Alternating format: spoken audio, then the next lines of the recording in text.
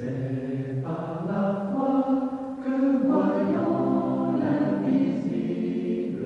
Chers amis, bonjour et bienvenue à la communauté d'études quotidiennes de la Bible. Ils se sont levés à l'appel du Seigneur. C'est toujours un plaisir de vous saluer en vous partageant la lecture de la méditation quotidienne pour adultes, tirée du livre Dieu est ainsi, portrait de la grâce et de l'amour divin écrit par Roberto Herrera. Tout d'abord, je tiens à vous remercier car votre fidélité à l'écoute et au partage de nos différents contenus est quelque chose que nous ne saurons passer sous silence et de vraiment apprécier. Que le Seigneur vous bénisse. La méditation du jour est intitulée « Dieu est vraiment bon ». Jésus lui dit « Pourquoi m'appelles-tu bon? Personne n'est bon si ce n'est Dieu seul. » Luc 18, verset 19.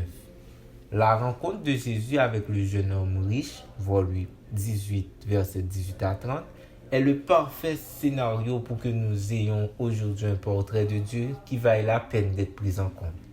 Passons l'événement brièvement en revue. Remarquez que le jeune homme va à Jésus en quête d'une réponse à une question qui lui est vitale. Il est conscient que quelque chose manque dans sa vie.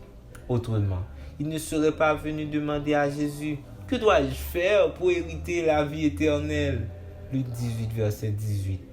Il me semble cependant pas être habitué à ce qu'on lui dise la vérité en face. Il veut que la réponse soit à son goût et qu'elle donne une bonne image de lui. Tout indique en effet que ce qui lui importe le plus après sa fortune est sa réputation. Afin qu'il lui donne la réponse qu'il veut, il essaye, avant de poser sa question, de conditionner Jésus à l'aide d'une parole élogieuse. « Bon maître ». Jésus n'accepte pas qu'on le conditionne émotionnellement. Aussi le fait-il réfléchir à ce qu'il dit réellement. « Pourquoi m'appelles-tu bon?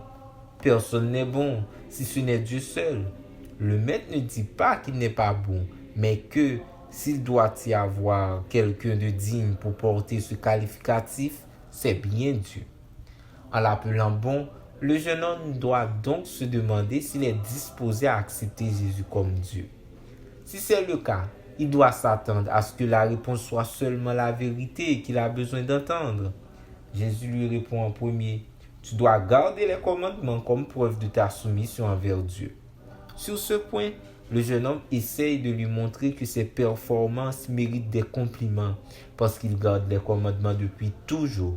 Puis vient la seconde réponse. « Il ne te reste plus qu'à vendre tout ce que tu as, le donner aux pauvres et me suivre. » Soudain, le jeune homme riche n'a plus d'éloge pour Jésus.